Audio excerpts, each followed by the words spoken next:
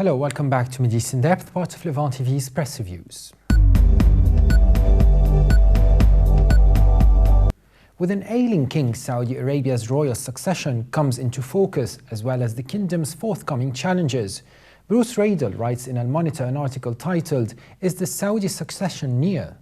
The writer starts saying that the hospitalization of King Abdullah bin Abdulaziz in late December raises the possibility that Saudi Arabia will have a new king in 2015.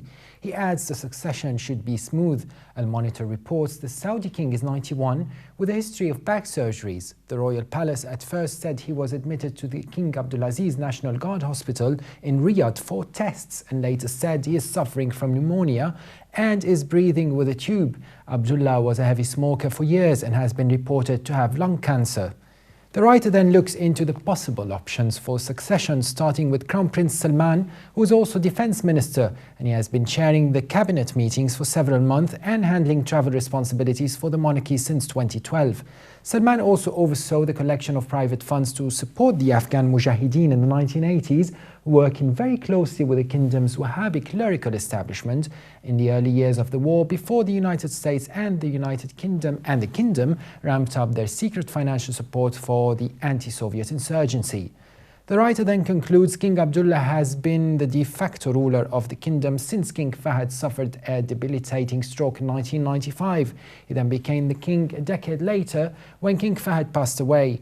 A progressive reformer by Saudi standards, Bruce Riedel believes, just like King Abdullah has given the kingdom 20 years of stability, Salman would be likely to provide continuity. The House of Saoud highly values family collegiality and harmony.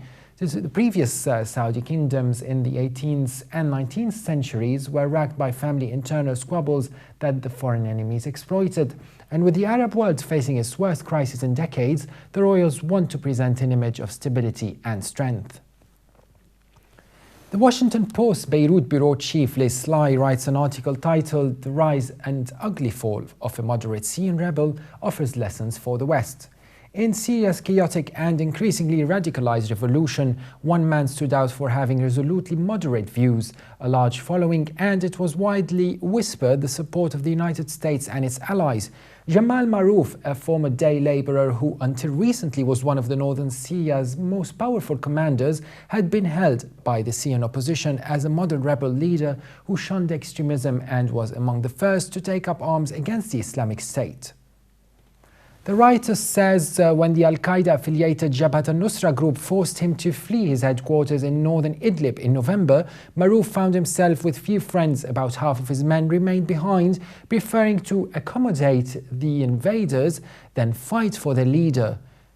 The US-led coalition and moderate allied groups declined to respond to his pleas for help, which failed to answer emails sent by the Syrian opposition requesting airstrikes against his attackers. Although Maroof is often identified as a US ally, in fact he received scant American support and it said US officials and members of the Syrian opposition. He was given US aid in the form of food, medicine, blankets and mattresses, they say, but when the United States began covertly arming select rebel groups in northern Syria a year ago, his immediate group of fighters was not chosen to receive the weapons, though some of the other factions who pledged allegiance to his front did. The United States was queasy about supporting Maroof, in part because of his reputation. Robert Ford, who was also serving as US ambassador to Syria at the time and is now with the Middle East Institute in Washington, said he spoke to Maroof on the phone but did not meet him. The former ambassador said, "We had the impression that he was a nationalist, not an ideologue. We also understood that Maroof wasn't entirely clean. He had a reputation as someone who was doing some deals on the side." And moving back to Saudi Arabia, let's get more views. We are now joined by political commentator Mr. William Spring. Happy New Year and welcome back on the show. Right, thank you, Carl. As we all know, Mr. Spring, the Saudi monarch, His Royal Highness King Abdullah bin Abdulaziz Al Saoud, is ranked by Forbes as the 8th most influential person in the world.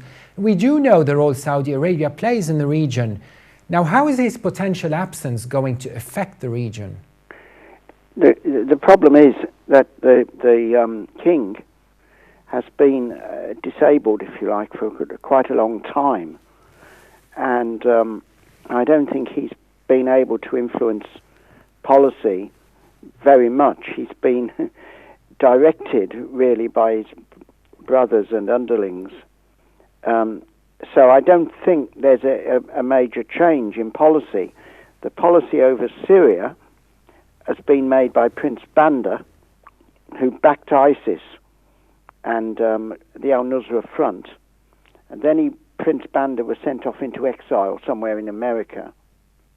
Now, there would be a change if Prince Salman becomes king. Prince Salman is known as a Western-orientated technocrat. He had a large input as governor of Riyadh, and is also quite open, in many respects. Yes, and speaking of Prince Salman, the Crown Prince, what difference would it make if he took over in Saudi Arabia, and why? Well, I think that he does understand, from what I know, the issues and problems facing the country. Also, he may change foreign policy for the Saudis, because the Saudis, as I say, have been led into a dead end by people like Prince Bandar, who gave unqualified support for al-Nusra and the Al-Qaeda elements,